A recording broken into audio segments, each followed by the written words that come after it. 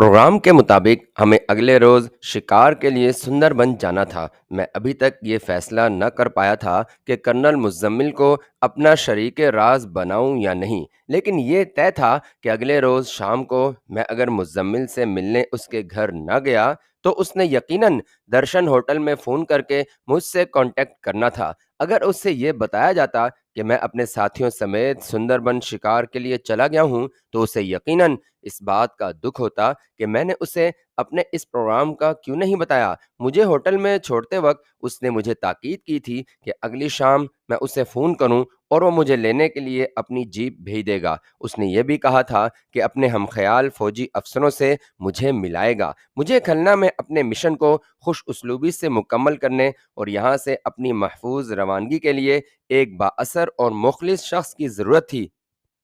कुदरत ने मेरा ये मसला मुज़म्मिल से अचानक मुलाकात की सूरत में हल होने का इशारा दिया था। उसकी गर्मजोशी और पाकिस्तान से वालिहाना अकीदत से मुझे यकीन सा हो रहा था कि वो मेरे साथ इम्कान की आखिरी हद तक ताउन करेगा। मैंने बिल आखिर ये फैसला किया कि सुंदरबन जाने का प्रोग्राम फ़िलहाल एक दो रोज़ मुलतवी कर दिया जाए। रफ़ीक एक घटिया और बिकाऊ माल था। मज़दूरों अखराजात के सिलसिले में उसे अगर $100 भी दिए जाते तो वो बार बार इतने नफ़ा बख्श काम की ख्वाहिश करता। मैंने पहले उसे फ़ोन करके अपनी तबीयत की नासाजी का बहाना करके शिकार के प्रोग्राम को चंद दिनों के लिए मुलतवी करने को कहा और उसे ये भी कह दिया कि उसने हमारी रवानगी की मद में जो अखराजात किए हैं उनके लिए वो कल सुबह मुझसे $100 ले जाए। रफ़ीक हस्ब तवक्को बड़ी खुशी से मान गया। उस फ़ोन के बाद मैंने कैसर और नंबर 2 को होटल के डाइनिंग हॉल में बुलवाया और कर्नल मुज़म्मिल से अपनी अचानक मुलाकात की रोयदाद सुनाई। दोनों इस बिल्कुल गैर मुतवक्के मुलाकात को इमदाद गैबी समझते हुए मुझे मशवरा देने लगे कि कर्नल मुज़म्मिल से कल ज़रूर मिलूं और मौका देखकर अपने मिशन का महज सरसरी तौर पर जिक्र करूं, और अगर उसने दिलचस्पी जाहिर की तो फिर भी अच्छी तरह से अपनी तसल्ली होने पर उसे इस मिशन के मुतालिक तफसीलन बताऊं और फिर उसे देखूं कि वह हमारी बहिफाजत रवानगी के लिए अपनी मदद की किस हद तक पेशकश करता है। कैसर के अल्फाज थे, भाईजान, आपके दोस्त उस कर्नल ने अगर हमारी मदद की तो हम उसके बेहद मशकूर होंगे, वरना उसके मिलने से पहले भी हमने इस मिशन को सरंजाम देने में किसी हचकचाहट का इजहार नहीं किया। मैं तो हर काम को आगाज से अंजाम तक पहुंचाने में अल्लाह पाक की रहमत के बाद अपने रिवॉल्वर और चाकू पर भरोसा करता हूँ। मैंने उन्हें यह कहकर रुख्सत किया कि अपने साथियों को जाकर बता दें कि शिकार का प्रोग्राम 2-4 रोज के लिए मुलतवी कर दिया गया है। कैसर के बकौल वो सब कल सुबह शिकार पर जाने के लिए मुकम्मल तैयारी की हालत में थे।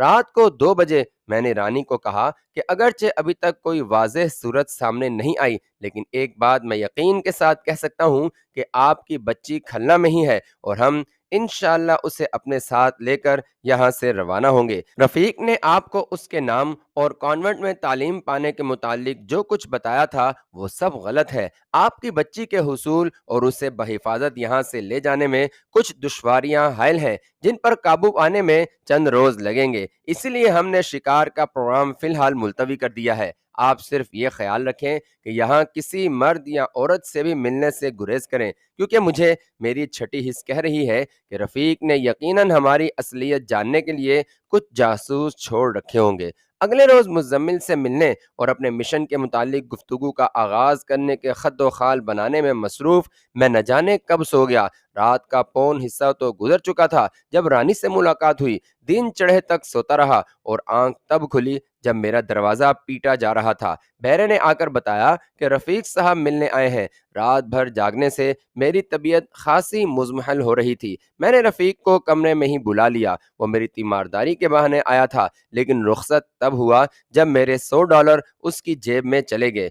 दिन का खासा वक्त मैंने कैसर और बाकी साथियों के साथ होटल के डाइनिंग हॉल में गुजारा। हम तो होटल में ठहरे हुए थे और आज हमें कोई काम न था। मैंने देखा कि डाइनिंग हॉल में लोगों की आमदोरफ्त जारी थी, लेकिन दो शख्स एक ही टेबल पर हमारी आमद से पहले के बैठे हुए थे। हम तकरीबन 4 घंटे वहां बैठे रहे और उस दौरान वहां 2 मरतबा चाय और दोपहर का खाना आया, लेकिन उन दोनों ने सिर्फ एक मरतबा चाय मंगवाई। बैठने के दौरान वो बिल्कुल खामोश रहे और आपस में भी उन्होंने कोई बात न की। ایسا محسوس ہوتا تھا جیسے وہ ہماری نقل و حرکت کی نگرانی کر رہے ہوں۔ جاسوسی میں وہ بالکل اناڑی لگتے تھے، لہٰذا جلد ہی وہ میری نگاہوں میں آ گئے۔ جب ہم ڈائننگ ہال سے اٹھے تو سپہر کے 3 بج رہے تھے۔ میں اپنے کمرے کے دروازے تک جا کر پھر ڈائننگ ہال میں واپس آ گیا تو وہ جا چکے تھے۔ میرا شک یقین میں بدل گیا کہ ہماری نگرانی ہو رہی ہے۔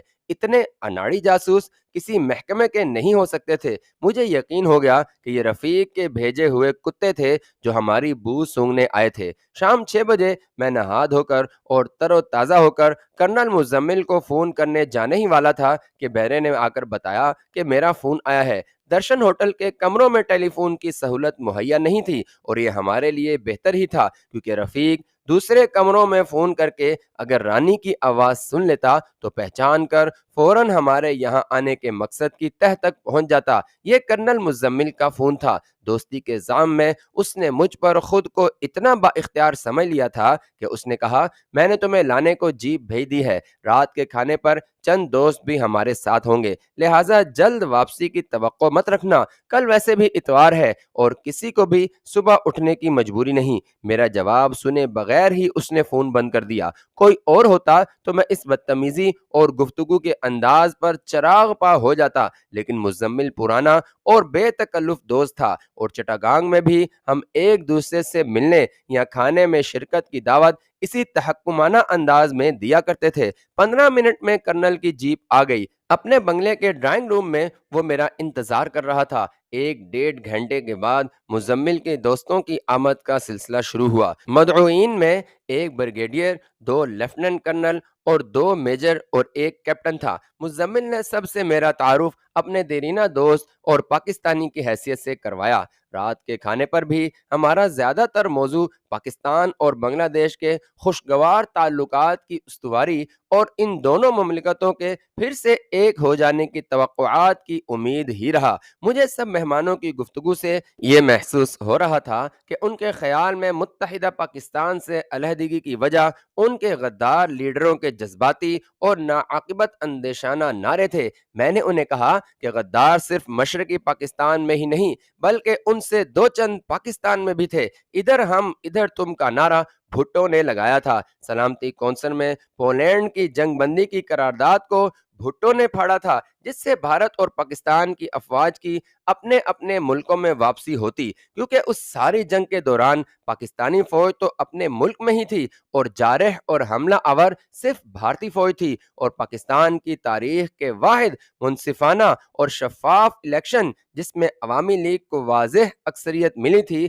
بجائے حکومت سونپنے کے اس کے لیڈر کو گرفتار کر کے مغربی پاکستان لے جانے والے بھی مغربی پاکستانی تھے۔ اس لیے اس علیحدگی کی ذمہ داری صرف مشرقی پاکستانیوں پر نہیں بلکہ اس سے زیادہ مغربی پاکستان کے غدار لیڈروں پر تھی۔ اس کھانے میں شریک ہم سبھی کی سوچ یکساں تھی کہ ایک مکمل اور مضبوط گھر کے مکین اگر اپنے اختلافات کے باعث گھر کے درمیان ایک دیوار کھڑی کر دیں تو گھر کے بھی مکینوں کو نہ صرف تکلیف ہوگی بلکہ یوں محسوس ہوگا جیسے سب کا دم گھٹ رہا ہو۔ کھانے کے بعد ڈرائنگ روم میں کافی کی چسکیاں لیتے ہوئے مزمل نے میرا مکمل اور بھرپور تعارف کرواتے ہوئے جب انہیں بتایا کہ میں نے 3 سال سے زیادہ عرصہ بھارت میں گزار کر جو مشن انجام دیے اور بھارت کو ناکوں چنے چبوائے، اس کی مفصل رپورٹ اس نے ہیڈ کوارٹرز میں خود پڑھی ہے، تو سب نے میری ہمت، بہادری اور وطن کے لیے جانثاری کے جذبے کو بے حد سراہا۔ مزمل نے اپنے ان سینئرز اور جونیئر افسران کو مدعو کیا تھا جن کے متعلق اس نے گزشتہ رات بتایا تھا کہ وہ اپنے ہم خیال فوجی افسران سے بھی ملوائے گا۔ بریگیڈیئر نے میرے کھلنا آنے کی وجہ پوچھی تو میں نے مختصراً اتنا بتایا کہ ایک معمولی سے ذاتی کام کے علاوہ ہمارا مقصد سندر بن میں شکار کھیلنا ہے۔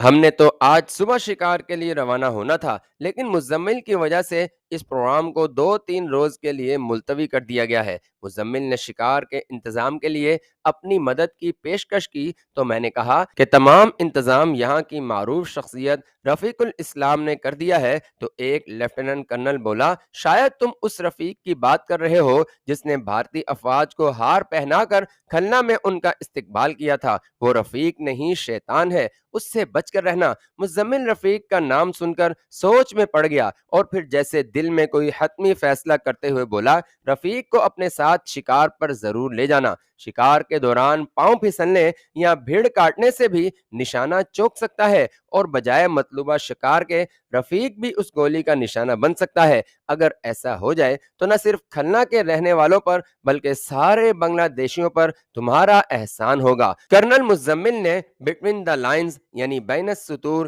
دل کی بات مجھے کہہ دی تھی۔ بریگیڈیئر نے اس کی تائید کرتے ہوئے کہا، شکار کے دوران ایسے واقعات اکثر پیش آ جاتے ہیں۔ میں تمہیں یقین دلاتا ہوں کہ تمہارے یا تمہارے ساتھیوں کے خلاف کوئی انکوائری نہ ہونے دوں گا۔ تم صرف گولی کے چوک جانے سے اس کی موت واقع ہونے کی رپورٹ ایک ایس پی کو اور اس کی کاپی مجھے دے دینا، باقی سب مجھ پر چھوڑ دو۔ حالات کو اپنے موافق دیکھتے ہوئے میں نے سوچا کہ ان ہم خیال افسران سے سونیا کے متعلق بات چھیڑوں کہ بریگیڈیئر نے مزمل کو کہا، check all the doors and Windows, سارے دروازے اور کھڑکیاں چیک کرو۔ مزمل نے 5 منٹ کے بعد واپس آ کر کہا کہ سب ٹھیک ہے اور ملٹری پولیس کے 6 جوان پہرے پر ہیں۔ میں حیران تھا کہ اتنی بے تکلفی اور یگانت کے بعد یکا یک یہ تبدیلی کیوں؟ کرنل مزمل بھی اپنی جگہ پر بیٹھ گیا۔ تمام افسران بھی پرسکون خاموشی سے بیٹھے تھے۔ بریگیڈیئر نے اس دوران سگار لگایا۔ پریشان تو صرف میں تھا کہ یہ یکا یک کیا ہو رہا ہے۔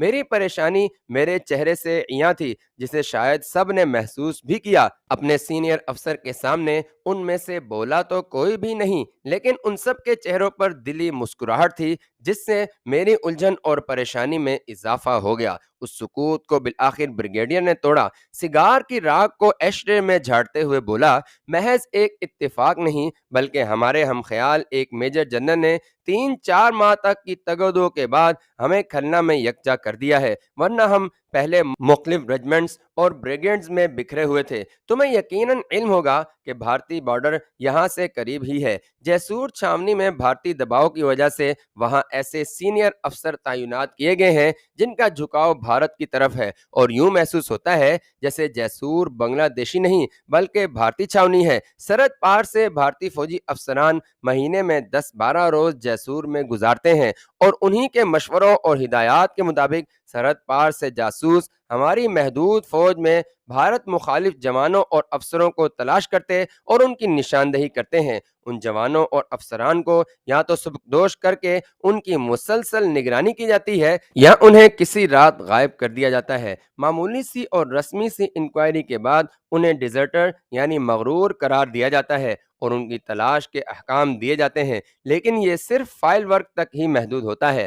عملی طور پر اب تک نہ تو کبھی ان کی تلاش کی گئی ہے اور نہ ہی ایسا کوئی ڈیزرٹر آج تک پکڑا گیا ہے۔ کھلنا میں ہم نے مختلف ذرائع سے معلومات اکٹھی کر کے ایک مفصل رپورٹ تیار کی ہے، جس کی روشنی میں ایک پلان بھی ترتیب دیا ہے۔ جیسور چھاونی میں ایک ہیلی پیڈ یعنی ہیلی کاپٹر اترنے اور اڑنے کی جگہ ہے، جہاں سے بھارتی سینئر افسران ہیلی کاپٹروں میں کلکتہ سے اس چھاونی میں آتے جاتے ہیں، اور ان کا فلائنگ روٹ یعنی پرواز کا راستہ سندربن کے اس علاقے سے ہے جہاں پر شکار پارٹیاں جاتی ہیں۔ ایئر پاکٹس یعنی ہوا کے دباؤ سے بچنے کے لیے یہ ہیلی کاپٹر اس علاقے پر 800 سے 1000 فٹ کی بلندی پر اڑتے ہیں۔ ہمارے پلان کے مطابق اگر کسی ایسے بھارتی ہیلی کاپٹر کو اس علاقے میں مار گرایا جائے تو بھارتی تحقیقات سے صاف معلوم ہوگا کہ یہ حادثہ کسی فنی خرابی سے نہیں ہوا بلکہ دانستہ اسے ہٹ کیا گیا ہے۔ اس کا نتیجہ یہ ہوگا کہ 8 بھارتی افسران ہلاک ہوں گے۔ بھارتی فوج کا جیسور چھاونی کے افسران پر اعتماد ختم ہو جائے گا اور وہاں کے جی او سی کا ٹرانسفر کر دیا جائے گا۔ ہم نے پورا انتظام کر رکھا ہے کہ ایسی صورت میں اس جنرل کو جیسور بھیجا جائے گا جو ہمارا ہم خیال ہے۔ اس طرح جیسور چھاونی بھی ہمارے گروپ کے جنرل کمان میں آ جائے گی۔ اس کام کے لیے ہم بزوکا یعنی کندھے پر رکھ کر چلانے والا ہتھیار، جس سے فائر کیے ہوئے راکٹ سے ٹینکوں کو نشانہ بنایا جاتا ہے، استعمال کر سکتے ہیں۔ یہاں کھلنا چھاونی میں ہمارے پاس سن 71 میں بھارتی فوج سے چھینے ہوئے 2 بزوکا اور 10 راکٹ ہیں، جن کا چھاونی کے اسلحہ خانے میں کوئی ریکارڈ نہیں ہے۔ ہمارا پلان تقریباً 5 ماہ قبل سے تیار پڑا ہے، لیکن ہم اس پر آج تک عمل اس لیے نہیں کر سکے کیونکہ ہمیں اپنے ماتحت جوانوں، جے سی اوز اور افسران پر اعتماد نہیں۔ تم یہ سمجھ لو کہ ابھی تک کھلنا چھاونی کے پورے بریگیڈ کی نفری میں ہمارے ہم خیال گروپ کے صرف یہی افسران ہیں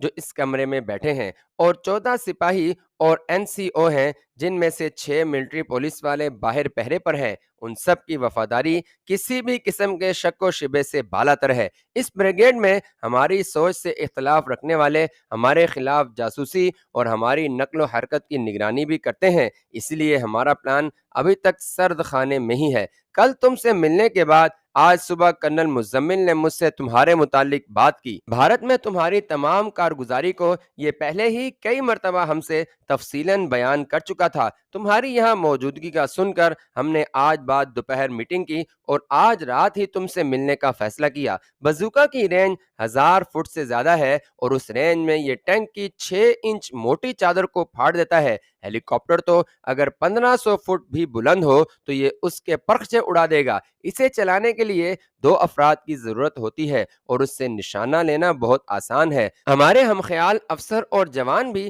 یہ کام سر انجام دینے کو تیار ہیں، لیکن ان کی چھاونی سے باہر اور ڈیوٹی کے علاوہ نقل و حرکت کی سختی سے نگرانی کے باعث ہم اپنے اس مشن کی تکمیل سے پہلے یا بعد میں ایکسپوز ہونے کے متحمل نہیں ہو سکتے۔ کیا تم اپنے شکار کے پروگرام کے دوران اس مشن کو سر انجام دینے کی ذمہ داری اٹھا سکتے ہو؟ مجھے یقین ہے کہ بزوکا کے 2 فائر کرنے کی ٹریننگ سے تم اس کا آزادانہ اور کامیاب استعمال کر سکو گے۔ استعمال کے بعد تم اسے ہینڈ گرنیڈ سے وہیں تلف بھی کر سکتے ہو۔ ہم تمہیں ہیلی کاپٹر کے روٹ اور سندر بن میں اس جگہ کی نشاندہی کے لیے مکمل نقشہ اور اس کی بھارت کی پرواز کے دن اور وقت سے آگاہ بھی کر دیں گے۔ بریگیڈیئر اپنی بات مکمل کر کے خاموش ہو گیا اور سب نے میرے جواب کے انتظار میں میری طرف دیکھنا شروع کیا۔ میں نے چند لمحے سوچا اور یہ چند لمحے اس سوچ میں نہیں گزرے کہ مجھے یہ مشن ہاتھ میں لینا چاہیے یا نہیں، بلکہ میری سوچ کا زاویہ یہ تھا کہ سینئر بھارتی فوجیوں کی ہلاکت اور یہ جان کر کہ ان کے ہیلی کاپٹر کو ہٹ کیا گیا ہے، ان کی بنگلہ دیش کے متعلق اپنی حمایت کی خوش فہمی کو کتنا صدمہ پہنچے گا اور اس سے مجھے کتنی راحت اور سکون ملے گا۔ میں نے یہ کہتے ہوئے اس مشن کو انجام دینے کی ذمہ داری قبول کر لی کہ یہ مشن جتنا آپ کے لیے اہم ہے اس سے زیادہ میرے لیے ہے۔ سکوت ڈھاکہ اور مقبوضہ کشمیر میں نہتے کشمیریوں پر بھارت کے ہر روز ڈھائے جانے والے مظالم سے میرے دل پر لگے زخموں میں ہر روز اضافہ ہو رہا ہے۔ میں دہلی میں DMI کے مجھ پر کیے گئے تشدد کو زندگی کی آخری سانس تک بھلا نہیں سکوں گا۔ اس مشن کی کامیابی میرے رستے زخموں پر مرہم کا کام دے گی۔ میرے ہاں کہتے ہی سب نے فردن فردن مجھے گلے لگایا اور ہم نے اللہ پاک کے حضور نہایت عاجزی سے مشن کی کامیابی اور پاکستان اور بنگلہ دیش کے پھر سے ایک وحدت بننے کے لیے دعا مانگی۔ اس کے بعد جو باتیں ہوئیں اور جن انتہائی اہم اور خفیہ رپورٹس کی فائلیں مجھے دی گئیں، انہیں میں قومی راز اور مفاد کے لیے تحریر نہیں کر سکتا۔ مختصراً اتنا عرض کرتا ہوں کہ بزوکا کے 2 فائر کرنے کی مجھے اور کیسر کو خفیہ ٹریننگ دی گئی۔ سندربن میں شکار کے دوران ہم نے بھارتی ہیلی کاپٹر مار گرایا، جس میں ایک بھارتی میجر جنرل اور کئی سینئر افسر ہلاک ہوئے۔ بھارتی اور بنگلہ دیشی اخباروں میں یہ خبر جلی حروف سے شائع ہوئی اور حسب توقع بھارتی تحقیقات کے بعد اس حادثے کو سازش قرار دیا گیا، جس کے نتیجے میں جیسور چھاونی کا GOC اور کئی سینئر افسران کا تبادلہ کر دیا گیا۔ اور جب میں پاکستان واپس لوٹا تو میرے پاس انتہائی خفیہ اور اہم فائلوں کا پلندہ تھا، جسے میں نے پاکستانی متعلقہ حکام کے حوالے کیا۔ اپنا سارا راز، پلان اور اس کی ذمہ داری مجھے سونپ کر مجھ پر جو اعتماد کیا گیا تھا اسے ذہن میں رکھتے ہوئے میں نے وہیں فیصلہ کیا تھا کہ سونیا کو وین روک کر اٹھانے اور کھلنا سے کھلے سمندر تک پہنچنے میں اپنی دشواری اور چکما رانی کی یہاں موجودگی کا انہیں بتاؤں۔ بریگیڈیئر نے میری بات نہایت غور سے سنی اور کہا کہ وہ ہماری خواہش اور دیے گئے وقت کے مطابق ہماری شکار پارٹی کی روانگی کے بعد رانی، اس کے لڑکے اور دوسری خواتین کو بینکاک جانے والے جہاز تک حفاظت سے پہنچانے اور پھر ہماری شکار پارٹی کو بھی اس جہاز تک چھوڑنے کے لیے فوجی سپیڈ بوٹ پر مسلح فوجیوں کو ہماری حفاظت کے لیے بھیجے گا۔ علاوہ ازیں اپنے اعتماد کے فوجی جوانوں کی سویلین لباس میں ہمارے ہوٹل پر 24 گھنٹے نگرانی کا انتظام کر دے گا تاکہ کوئی مخالف ہمارے ساتھی خواتین یا دوسرے ساتھیوں تک نہ پہنچ پائے۔ اس نے مزمل کو کہا کہ ہوٹل کے اندر یا باہر اگر کوئی بھی مشکوک شخص نظر آئے تو اسے حراست میں لے کر چھاونی میں FIU والوں کے حوالے کر دیا جائے تاکہ وہ اچھی طرح سے پوچھ گچھ کر سکیں۔ رات گئے ہماری یہ محفل ختم ہوئی اور میں نئے ولولے، نئے جذبے اور اپنے ازلی دشمن بھارت کو ایک اور جھٹکا دینے کے خیالوں میں گھرا مزمل کی جیپ پر اپنے ہوٹل لوٹا۔ اگلی صبح میں نے رفیق کو فون پر کہا کہ ایک ہفتے بعد ٹھیک آج کے روز ہم انشاءاللہ شکار پر ضرور روانہ ہوں گے۔ رفیق نے اتنے لمبے التوا کی وجہ جاننے کے لیے پوچھا اور کہا، میں گزشتہ شام گئے آپ کے ہوٹل آیا تھا تو معلوم ہوا کہ آپ باہر گئے ہوئے ہیں۔ میں 2 گھنٹے تک آپ کا ڈائننگ ہال میں انتظار کرتا رہا۔ میں نے اسے بتایا کہ میں بھارت فون کرنے کے لیے ٹیلی فون ایکسچینج گیا تھا۔